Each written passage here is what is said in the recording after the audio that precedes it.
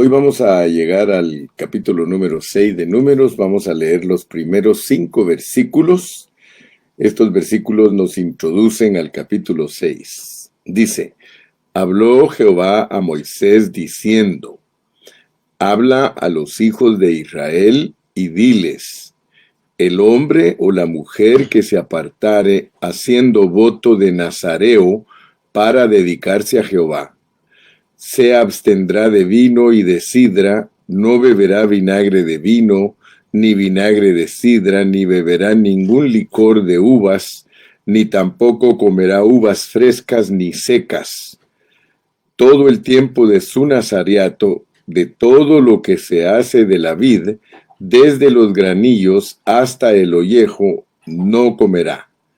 Todo el tiempo del voto de su nazareato no pasará navaja sobre su cabeza hasta que sean cumplidos los días de su apartamiento a Jehová.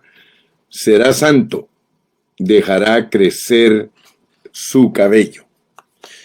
Bueno, la Biblia es un arreglo divino y nosotros los cristianos del Nuevo Testamento tenemos que tener mucha sabiduría, porque si aplicamos literalmente el Antiguo Testamento, nosotros nos quedamos sin la enseñanza profunda. Yo no estoy diciendo que el Antiguo Testamento no tiene ninguna moraleja. Claro que sí. El Antiguo Testamento es moraleja, tiene que ver con nuestra moral. Todo el mensaje superficial de la Biblia se llama moraleja, o sea, que es para que nosotros tengamos un buen comportamiento, ¿verdad? Este pasaje tiene validez en el Nuevo Testamento. Si queremos aplicarlo solo como moraleja, les enseñamos a los hermanos que dice la Biblia que los borrachos no heredarán el reino, y podemos mostrar que todos los malos hábitos traen consecuencias desastrosas para las familias.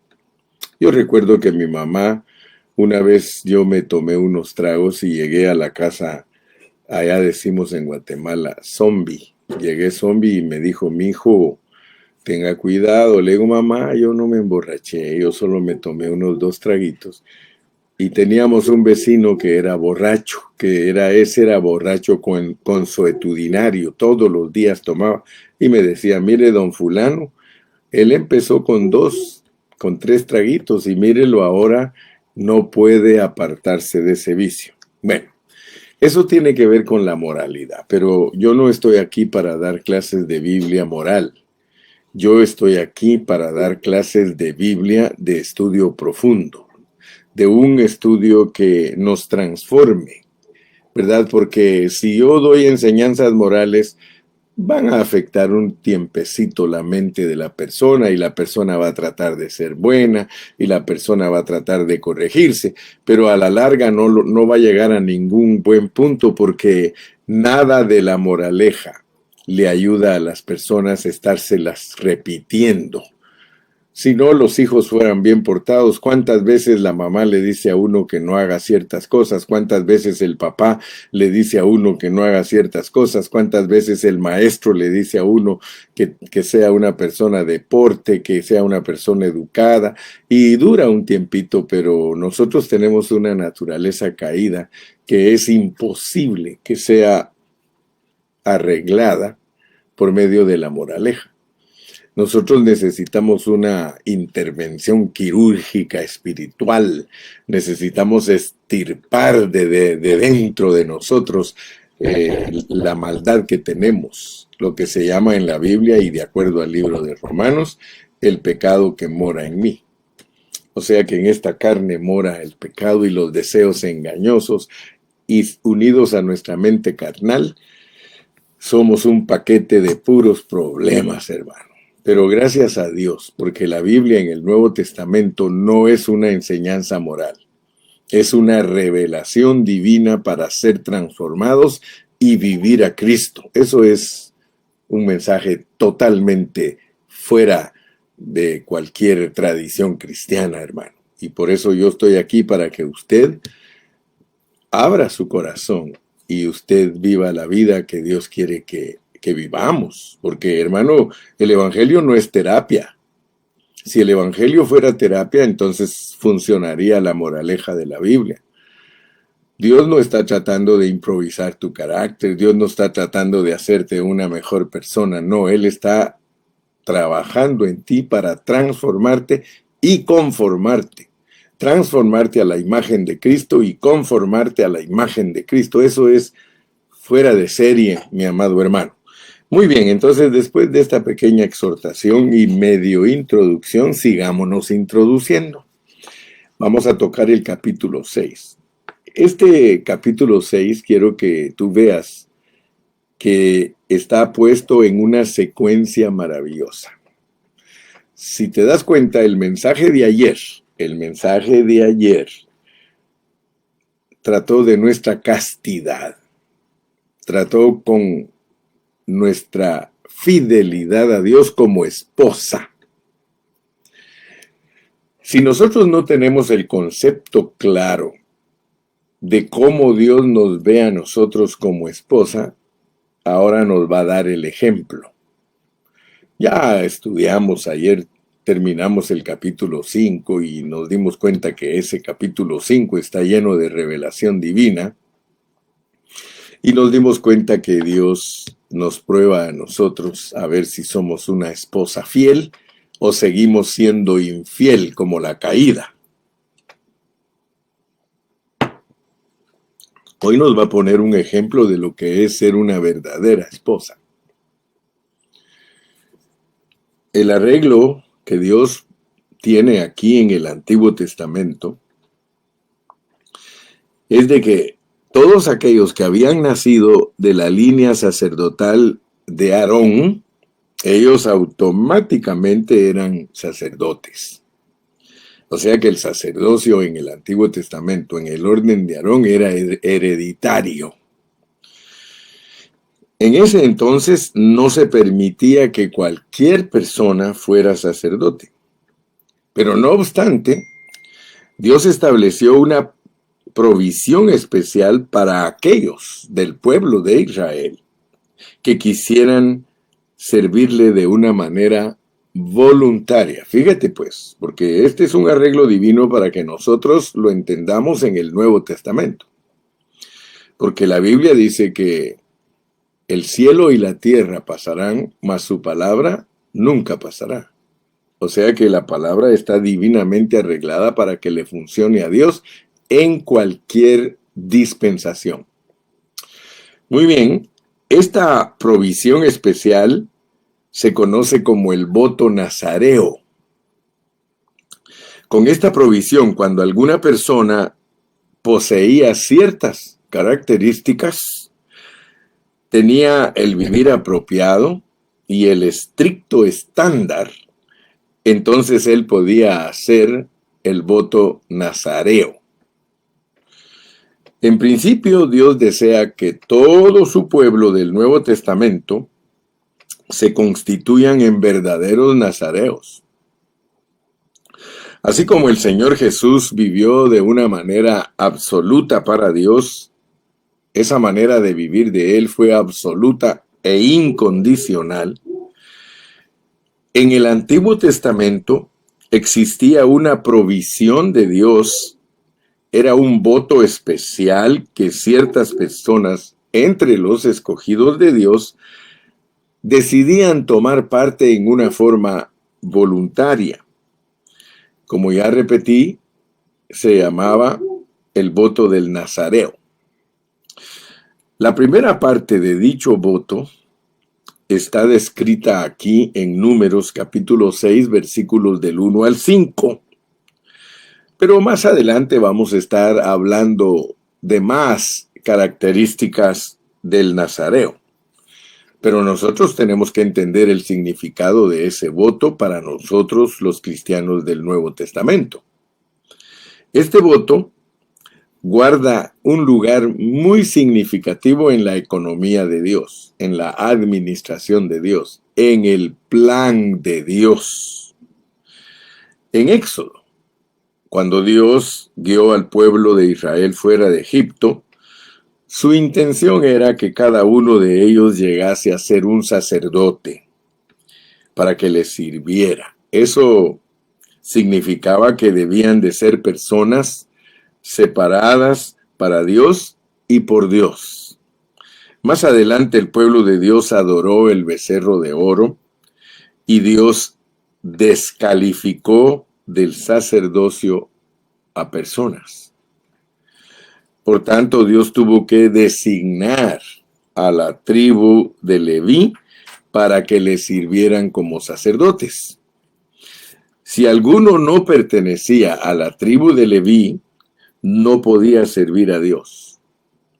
No obstante, dice en Números 6, que sin importar a qué tribu pertenecía, si alguno tenía el deseo de ofrecerse a sí mismo para servir a Dios, podía hacerlo voluntariamente el nazareato y quedaba completamente separado para Dios. Este voto es especialmente importante para Israel, porque cuando llegó el tiempo de Samuel, el sacerdocio de la casa de Aarón estaba degradado. Por tanto, aunque Samuel no era de la línea de Aarón, ni de la tribu de Leví, él fue traído y su mamá lo trajo al templo como nazareo. Él llegó a ser un sacerdote que reemplazó el sacerdocio degradado de la casa de Aarón e introdujo una nueva era en la economía del Antiguo Testamento, economía de Dios. Más adelante, cuando el pueblo de Israel se degradó en la época de los jueces, se levantó Sansón como nazareo. Como podemos ver entonces, el voto del nazareo es muy especial y necesario para Dios, especialmente en el tiempo de la degradación del pueblo de Dios. De no ser por ese voto, Dios no tendría la manera de cumplir su propósito. Vamos a hablar del único y verdadero nazareo que ha existido en la humanidad. Por supuesto que nos referimos a nuestro amado Salvador y Señor Jesucristo. Nuestro punto número 1 es que alcancemos a ver que el único verdadero nazareo que ha existido es nuestro Señor Jesucristo. Verdaderamente es admirable la secuencia que nos presenta el libro de Números. Y especialmente estos dos capítulos, capítulos 5 y 6, tienen una secuencia maravillosa. Inmediatamente después de la revelación de la formación del ejército divino, hay todo un capítulo entero de cómo tratar con la contaminación. Eso fue el capítulo 5.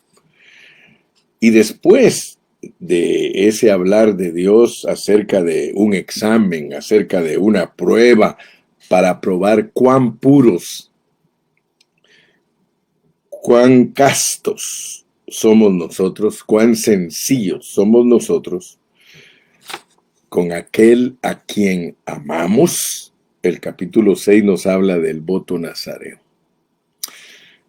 Según la tipología, el único nazareo que ha existido en el linaje humano en todas las generaciones es Jesús.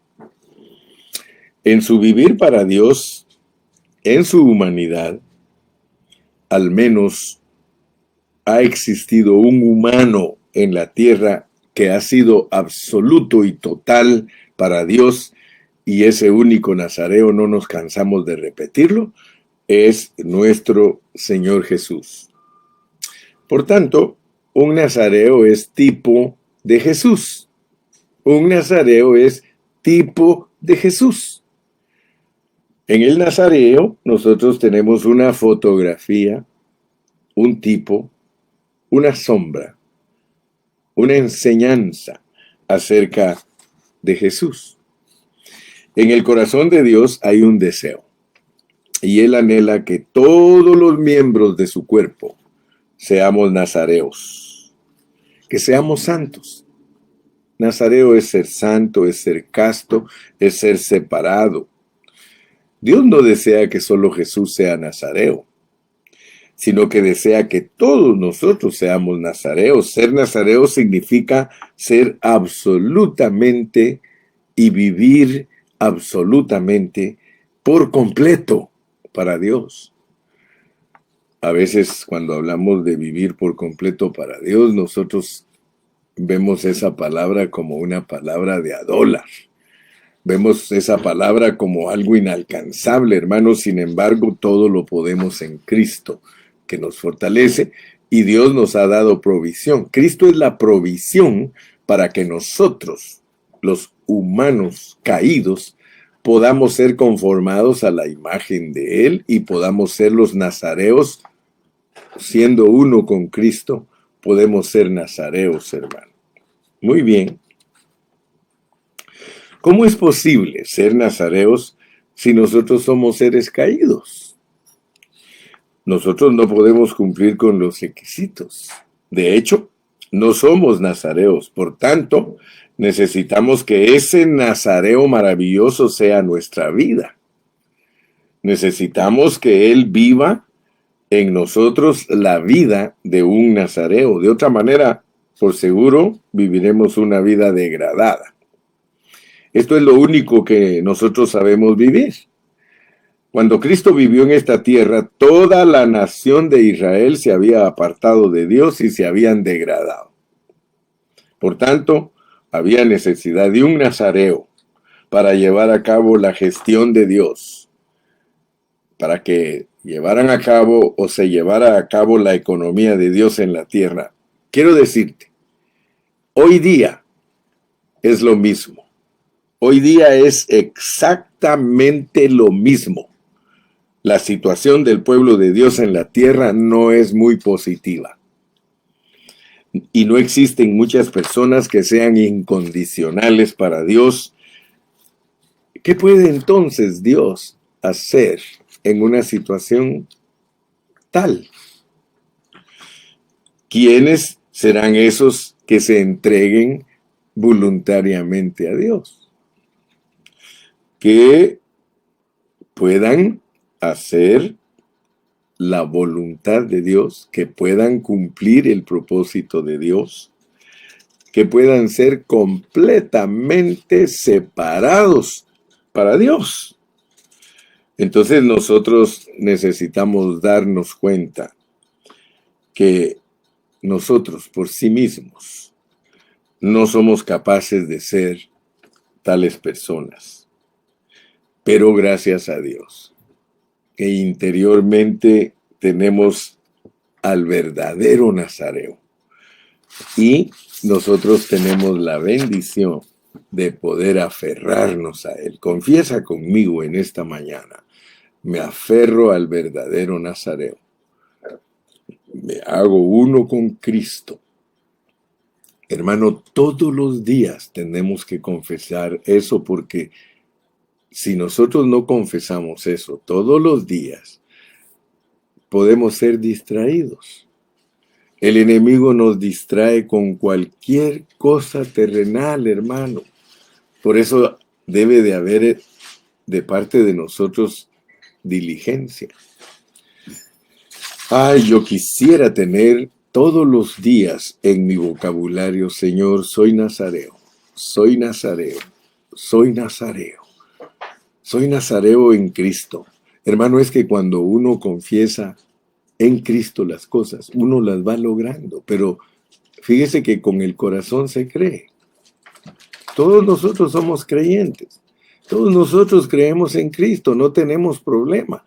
Pero no somos salvos de ciertas situaciones porque no lo confesamos. Y todo aquel que confesare será salvo. Con el corazón se cree para justicia, pero con la boca se confiesa para salvación. Hermanos, nosotros tenemos ese problema. que a nosotros se nos olvida estar confesando. Que si confesares que Jesucristo, fíjate, que si confesares que Jesucristo tal cosa, eres salvo. Que si confesares, eres salvo. En las situaciones negativas, hermano, nosotros tenemos que confesar: todo lo puedo en Cristo que me fortalece. Mire, Dios nos dio a nosotros un arma.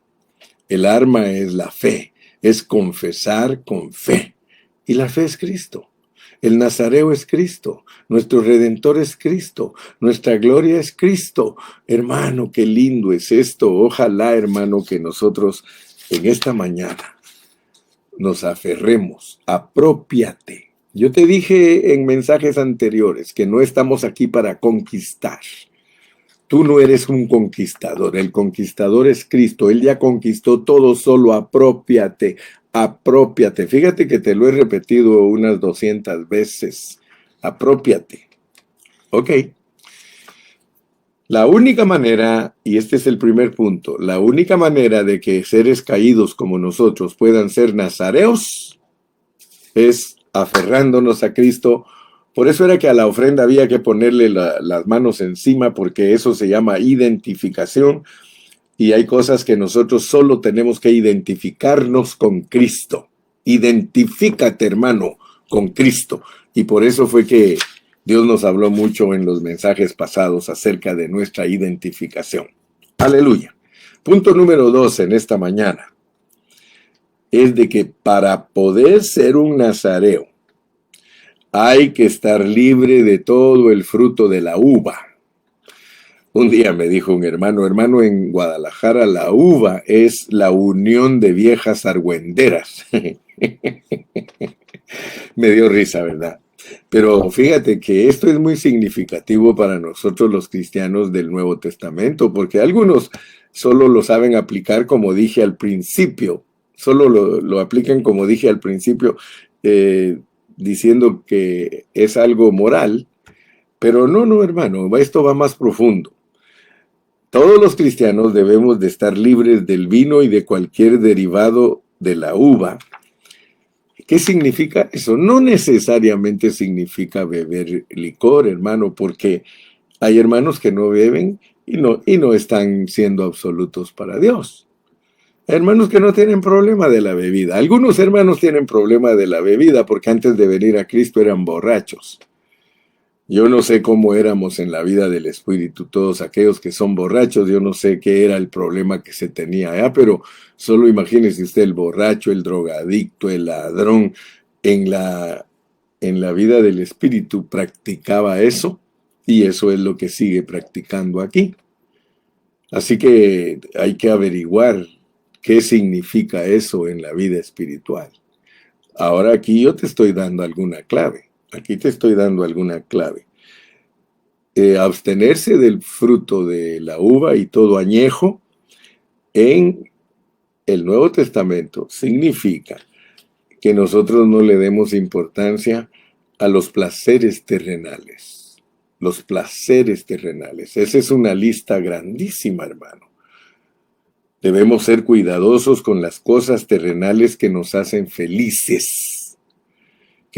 O sea que son las cosas que nos gustan, las cosas terrenales que nos gustan. Cualquier placer terrenal nos conducirá a una conducta o a una intención que se vuelve concupiscencia. Yo siempre les he dicho a los hermanos, mira hermano, está bien que tú tomes vacaciones. Está bien, hermano, que tú, porque te las mereces, hermano. ¿Cuánto le dan de vacaciones a uno en su trabajo, hermano? El patrón sabe que tú mereces vacaciones, porque tú has estado trabajando por mucho tiempo. Tú trabajas todo el año. Y fíjese que hay trabajos donde le dan a uno hasta un mes de vacaciones en el año. Ya cuando uno tiene bastante tiempo de trabajar en una compañía, a uno le dan un mes de vacaciones.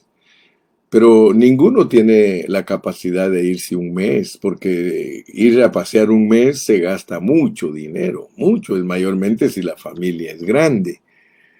Entonces, lo que hacen muchos es que durante el año dividen sus vacaciones, ¿verdad? Yo conozco hermanos que todo el tiempo están de vacaciones, hermano. Yo no sé cómo le hacen, pero todo el tiempo están de vacaciones. Eso es participar del fruto de la uva. Darte lujos demasiados cuando sabes que hay necesidades a tu alrededor, ¿verdad? Yo, por ejemplo, desde pequeño yo fui enseñado a ayudar a los pobres y le doy gracias a Dios porque en mi presupuesto yo tengo tanto para los pobres, tanto para la obra del Señor, tanto para esto. O sea, por eso hay que vivir bajo un presupuesto. Los que no tienen presupuesto, hermano, gastan su dinero en una forma loca. Eso es participar, hermano, de la uva. Nunca te olvides que una persona absoluta para Dios está completamente separada de los placeres mundanos. Yo no te estoy diciendo, hermano, que no disfrutes tus vacaciones. Yo no estoy predicando un evangelio legalista, ni estoy manipulando a ningún hermano. Gracias le doy a Dios que yo no soy impositor, yo soy expositor. Toda la vida les he dicho, hermano, yo soy expositor. Pero si te queda el guante, que te lo plantes. Si te dicen mis hermanos mexicanos, el que le quede el saco, que se lo ponga. O sea que si tú eres una persona que demasiado placer, y en vez de estar presente en la reunión de los santos, todo el tiempo estás fuera paseando y tú no eres cristiano. Yo conozco parejitas de jóvenes que todo el tiempo andan paseando, ellos no tienen una dedicación en la iglesia, ellos no se entregan a una responsabilidad en la iglesia, ellos no toman responsabilidad en la iglesia, hermano. Y eso no me vayas a decir que eres nazareo. Y Dios te quiere ver como nazareo. Buscad primeramente el reino de Dios y su justicia y todas las demás cosas serán añadidas. Hermano, Dios no está en contra de que tú disfrutes, solamente no vuelvas tu disfrute una concupiscencia. Sí. Entonces nosotros primero tenemos que aprender a separarnos de los placeres mundanos. Segundo, debemos de permanecer bajo la cobertura de nuestra cabeza. Sí, por eso es que Dios pone al nazareo como alguien que no hay que quitarle que no hay que quitarle el cabello. Tú sabes que nuestra cabeza con cabello, esa es la cobertura. Tristemente yo no tengo cabello, pero gracias a Dios que eso no es literal porque yo estaría descalificado. Pero aún en el Antiguo Testamento Dios tiene cuidado de que no vayan a irse al extremo, ¿verdad? Porque si nosotros si no fuéramos aceptados por Dios los calvos, tendríamos que andarnos poniendo peluca. Imagínate yo con peluca. Sin embargo, Dios hace claro que todos los calvos en la Biblia son limpios. Dice, el calvo es limpio, no es inmundo. Entonces, aquí tenemos que entender, hermano, porque estamos estudiando tipología, estamos estudiando figuras. Nosotros debemos de permanecer bajo la cobertura de nuestra cabeza, que es Cristo. ¿Sí? Debemos de depender, tomar a Cristo como nuestra cabeza. Por eso te dije que Cristo es el único verdadero nazareo, porque la Biblia dice en 1 Corintios 11 que Dios es la cabeza de Cristo, Cristo es la cabeza del hombre, y el hombre es cabeza de la mujer. Fíjate, si uno ha hecho voto nazareo, debe guardar su pelo. En tipología, no cortarse el cabello es estar delante de Dios como una mujer. Por eso te dije que el capítulo 6 está después del capítulo 5. Y en el capítulo 5 se nos habló de la castidad de una mujer, de la fidelidad de una mujer. Y ahora nos dicen lo que es ser una mujer ante Dios, es ser alguien que depende totalmente de Dios. Si tú y yo queremos ser castos, si tú y yo queremos ser los que verdaderamente estamos bajo cobertura, nosotros tenemos que ser nazareos espirituales. Nosotros tenemos que ser absolutos para Dios. No hay otra manera de agradar a Dios si no somos nazareos. Así que cuando una persona se rasuraba, mostraba rechazo de su autoridad. Así que espiritualmente hablando, si nos afeitamos la cabeza, significa que estamos echando fuera nuestra autoridad. Vuelvo a repetirte, no estoy hablando de algo físico. Nosotros somos nazareos. En el Antiguo Testamento, esa es la fotografía, era real dejarse crecer el cabello. Yo no podría ser nazareo del Antiguo Testamento, porque a mí no me crece el cabello, hermano. Imagínense que yo en el Antiguo Testamento se me antojara ser nazareo. No puedo. Y gracias a Dios que, por eso te digo que no es eso lo que está buscando Dios, porque algunos lo hacen literal. Algunos creen que tenemos que ser judíos para cumplir verdaderamente la palabra de Dios. Date cuenta pues que el ser judío, el ser israelita, eso solo es una sombra. Nada de lo que hacen los hermanos mesiánicos tiene ninguna validez delante de Dios si no son nazareos espirituales, si no están apartados para Dios espiritualmente, si no han dejado de amar las concupiscencias, si no han dejado de amar las cosas materiales, si no han dejado, no podemos ser nazareos delante de Dios. Así que también confiesa eso. Confiesa que eres nazareo, pero no del diente al labio. Confiesa que eres nazareo porque lo vives, hermano. Tú tienes que decir, Señor, yo soy nazareo porque realmente vivo absoluto para ti. Ya te le aumenté la dosis, ¿te das cuenta? Así me dice Galo, cada vez que usted me da un mensaje me libera, dice, y en el otro me pone preso. Y luego me vuelve a liberar y me pone preso. Qué bueno, hermano, le digo, porque ese es el caminar de un cristiano, preso y libre, preso y libre, preso y libre, preso y libre. Somos presos, pero estamos libres. Y somos libres, pero estamos presos. Aleluya.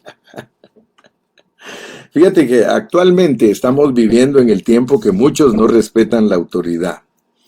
La gente es inicua. El linaje caído es un linaje rebelde porque la naturaleza rebelde está en nuestro interior, hermano. Esa es la razón por la cual Dios estableció un gobierno humano.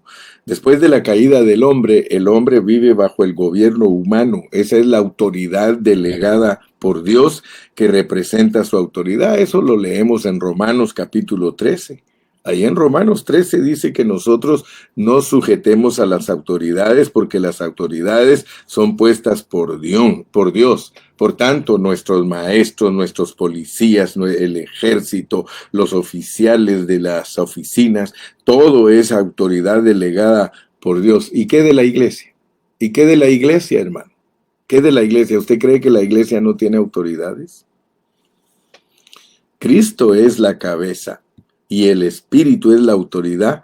Sin embargo, necesitamos ancianos en la iglesia, hermano.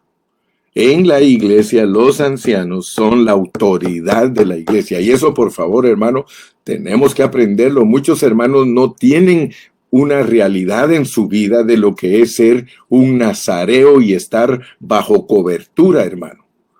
Porque así como nosotros respetamos a la patrulla de policía, respetamos al maestro en la escuela, respetamos, hermano, a las autoridades municipales, nosotros tenemos que respetar las autoridades de la iglesia. Dios ha puesto autoridades en la iglesia. Por eso una iglesia tiene que tener ancianos y ellos son la autoridad, los ancianos. Juntamente con el pastor, una iglesia que no tiene ancianos, hermano, no tienen autoridad. Por eso no se desarrollan sanamente, por eso no se puede ver en ellos un crecimiento normal. La iglesia crece normal y se mantiene normal cuando hay un pastor y ancianos dirigiéndola, hay diáconos, hermano, hay maestros de escuela dominical, hay líderes de jóvenes, todos, y todos vamos bajo una misma autoridad y todos estamos bajo autoridad. Si no estamos bajo autoridad, hermano, una iglesia fracasa, créamelo. Yo soy testigo, durante 42 años a mí me ha tocado abrir muchas congregaciones y siempre hemos establecido ancianos y son las iglesias sanas. Y en las iglesias que nos han querido copiar y que se han adherido a nosotros, pero que no tienen ancianos ni los respetan, ellos han fracasado, hermano. La iglesia, de la única manera que no se divide es cuando hay autoridades, cuando hay ancianos y el pastor no hace lo que le da la gana, sino que él consulta. Él consulta, hermanos ancianos, ¿les parece bien que hagamos esto, que hagamos aquello? Porque esa es la manera correcta. Y no solo para asuntos administrativos, sino también para asuntos espirituales. Porque hay doble honra para el que es buen líder espiritual y administrador a la vez. Hay líderes que son muy buenos espiritualmente y son buenos administradores también. Dice que tienen una doble honra. Fíjese pues, sin los ancianos la iglesia es una anarquía. Apartados y sujetos. En la Biblia la vid tiene dos significados. En Juan 15 se nos dice: yo soy la vid verdadera y vosotros los pámpanos. ¿Sí? Así que nosotros tenemos que ver que el vino en los placeres humanos siempre se acaba. Por eso nos ponen en Juan 2 una historia de unas bodas donde se acabó el vino. Y tenemos que recibir el mejor vino. Hermano, tenemos que entender que el vino terrenal se tiene que acabar. Por eso nos ponen un ejemplo de una boda. En la boda se acabó el vino. Y dijo el Señor: traigan agua. Y les voy a demostrar lo que es el vino. El vino es agua. El vino es agua. Pero cuando el vino se acaba el placer. Usted dirá: entonces el Señor Jesucristo les dio otra vez placer. No, Él les demostró que todo en esta vida, lo que produce gozo y placer, se acaba. Pero el vino de Él era superior. No era un vino para emborracharse si ya estaban borrachos. Cuando a los borrachos se les acaba el vino, hermano, ellos solo están bebiendo para quedarse tirados. Una persona toma vino, una cantidad de vino, está borracho, pero si sigue bebiendo, se va a caer y se queda tirado. El Señor lo que está mostrando en el cambiar el vino es que el vino de Él es la vida eterna. Que lo que ellos tomaron fue agua de muerte. Por eso dijo: traigan y llénenlos de agua. Y qué casualidad que 6 tinajas. Era el hombre con agua adentro. Y dice: le voy a cambiar el agua, un agua de muerte. Se la voy a cambiar. Has cambiado mi lamento en baile. Me ceñiste de alegría. Por eso a ti cantaré, roca mía, y nunca estaré callado. Jehová Dios mío, te alabaré para siempre, pues has cambiado mi agua en vino. Jehová Dios mío, te alabaré. Cuando Dios cambia el agua en vino, te está dando un Cristo disfrutable, que no necesitas el vino terrenal. Mejor que el vino terrenal es el vino celestial. Cristo es el vino celestial. Entonces, hermano, no cortarse el cabello es permanecer bajo autoridad. Quiero finalizar en esta mañana con nuestro mensaje. Fíjate que el Señor no solo se sometió al Padre, sino que Él se sometió a toda la autoridad. Él respetó toda autoridad. Vamos a finalizar con algo que está aquí en Mateo 12. Mateo 12. Leamos Mateo 12, versículos del 46 al 49. Mateo 12. Mateo capítulo 12, versículos del 46 al 49. Mientras él aún hablaba a la gente, he aquí su madre y sus hermanos estaban afuera y le querían hablar. Y le dijo uno: he aquí tu madre y tus hermanos están afuera y te quieren hablar. Respondiendo él al que le decía esto, dijo: ¿quién es mi madre y quiénes son mis hermanos? Y extendiendo su mano hacia sus discípulos, dijo: he aquí mi madre y mis hermanos, porque todo aquel que hace la voluntad de mi Padre que está en los cielos, ese es mi hermano y hermana y madre. Fíjese pues, muchos tienen la pregunta, ¿a qué se refieren estos versículos? ¿Sí? ¿A qué se refieren estos versículos? Bajo el contexto de la formación del ejército de Dios. Fíjese, un nazareo debe vencer los afectos naturales desmedidos.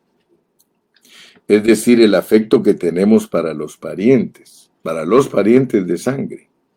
Fíjese que muchos hermanos, por amor a su familia en la carne, no sirven a Dios con integridad. Y aquí en este pasaje está esto, por eso lo estoy leyendo. En realidad nuestros verdaderos hermanos son los creyentes, incluyendo a nuestra familia creyente, hermano. Es una familia espiritual, somos una familia espiritual. Gracias a Dios cuando todos nuestros hijos son cristianos, porque nosotros somos doblemente familia. Si toda tu familia es cristiana, dale gracias a Dios, porque toda tu familia cristiana son doblemente familia tuya. No solo son familia porque llevan tu sangre, sino porque son hijos de Dios, son personas que tienen a Cristo en su corazón. Por eso ten cuidado cómo tratas con los que no son cristianos en tu familia, porque muchos tienen familia que no son cristianos y los manipulan. Como cristianos nosotros no debemos de ser manipulados por nuestra familia que no es cristiana. Yo he visto casos en los que la mamá se muere y hay hijos cristianos e hijos no cristianos. Y los no cristianos quieren que se le haga misa a la mamá y los cristianos dicen, no, nosotros no vamos a participar porque nosotros no somos católicos, no somos. Y se vuelve un pleito. Pero tú tienes que ser una persona definida. Tú tienes que saber que tú aceptaste a Cristo y que Cristo es celoso y que Él no acepta la idolatría. ¿Qué importa que me digan a mí que yo no quiero a mis hermanos que no son cristianos? Yo no voy. Si a mí un hermano de carne no es cristiano y me invita a participar a una fiesta de él, yo no voy a ir a celebrarle su fiesta pagana. Yo lo voy a tratar de hacer a él que venga a la reunión donde aprenderá y donde se salvará. Entonces nosotros somos personas definidas, hermano. Yo no soy una persona redonda. El redondo da vueltas y no afecta a nadie. Yo soy cuadrado, hermano. Tengo 4 esquinas y cuando doy vueltas me llevo a la gente de corbata. Si tú no tienes una definición como cristiano, hermano, tú estás jugando. Porque hay cristianos que participan en las fiestas de su familia que no es cristiana y ahí están adentro de la iglesia con las manos levantadas cantando, hermano. Eso no es correcto. Ser nazareos es no ser familia idólatras, especialmente, hermano, cuando tu familia no sirve a Cristo, no puedes dejar la reunión por ir a cuidarlos a ellos. Sin embargo, hay muchos que eso hacen, hermano. Muchos no tienen convicción, no son verdaderos nazareos. Oh, yo me llevo bien, hermano, con los que son verdaderos nazareos, los verdaderos nazareos. Tú no podrías ser judío. Un judío, cuando se sale alguien del judaísmo, lo desconocen de familia. Mira, los católicos, si no son así, los católicos, sí que desde el día que tú te hiciste cristiano, te desconocieron, ¿sí o no? Entonces, ¿por qué nosotros vamos a estar siendo manipulados por la familia que no es cristiana? Y esto te lo dijo Cristo, mira, te lo voy a volver a leer. Te buscan tus hermanos, Señor.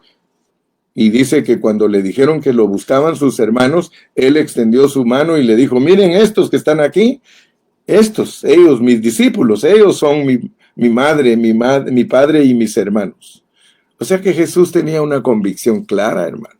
Ojalá que tú la tengas, porque aquí habla de no contaminarnos con la muerte espiritual. Terminemos en esta mañana leyendo Números, capítulo 6, versículos del 1 al 6. Números 6, versículos del 1 al 6. Habló Jehová a Moisés, diciendo, habla a los hijos de Israel y diles, el hombre o la mujer que se apartare haciendo voto de nazareo para dedicarse a Jehová, se abstendrá de vino y de sidra, no beberá vinagre de vino, ni vinagre de sidra, ni beberá ningún licor de uvas, ni tampoco comerá uvas frescas ni secas. Todo el tiempo de su nazareato, de todo lo que se hace de la vid, desde los granillos hasta el ollejo, no comerá todo el tiempo del voto nazareato, no comerá todo el tiempo del voto de nazareato, no pasará navaja sobre su cabeza, hasta que sean cumplidos los días de su apartamiento a Jehová. Será santo, dejará crecer su cabello. Todo el tiempo que se apartare para Jehová, no se acercará a persona muerta, ni aun por su padre, ni por su madre, ni por su hermano, ni por su hermana. Podrá contaminarse cuando mueran, porque la consagración de su Dios tiene sobre su cabeza. ¿Te das cuenta que no estoy jugando? ¿Te das cuenta que tus familiares que no son cristianos, olvídalos? Deja que los muertos entierren sus muertos. Como personas eres educado, los saludas. Claro que sí, saludas a tu familia. Sí, pero tú no tienes que participar con ellos, ni mucho menos dejar tus reuniones por andarlos cuidando a ellos. Ay, cuántos hermanitos me dan risa a mi hermano. Dice, hermano, ¿por qué no fuiste a la reunión? Es que vino mi primo y le tuve que hacer tamales. Aleluya. ¿Por qué no te llevas a tu primo si dice la Biblia que tú tienes que ganarte a tu familia para Cristo? Es mejor que digan que eres un antisocial y que digan que eres un... ¿Qué dirían de Cristo? Si Cristo no se iba a ir con los que no son su padre, su madre y sus hermanos. Mi padre, mi madre y mis hermanos son los que hacen la voluntad de mi Padre que está en el cielo. Que Dios te bendiga y mucho cuidado, Aprende a tratar a tu familia que no es cristiana educadamente. Educadamente. No hay necesidad que los ofendas. Solo es cuestión que tú tengas una convicción y que vean que la tienes para que te respeten. Si tú tienes convicción como cristiano, que yo los conozco esos cristianos. Yo me recuerdo de un hermano que venía a su familia que no era cristiana y le decía, disculpen, ahí les dejé su comidita si tienen hambre, yo voy a ir a la reunión y al regresar aquí los atiendo con todo mi corazón. Esa es una actitud correcta. Cuidado con las concupiscencias, cuidado con amar la uva. No ames la uva ni sus productos. Hasta la próxima. Que Dios te bendiga y te guarde. Bye bye.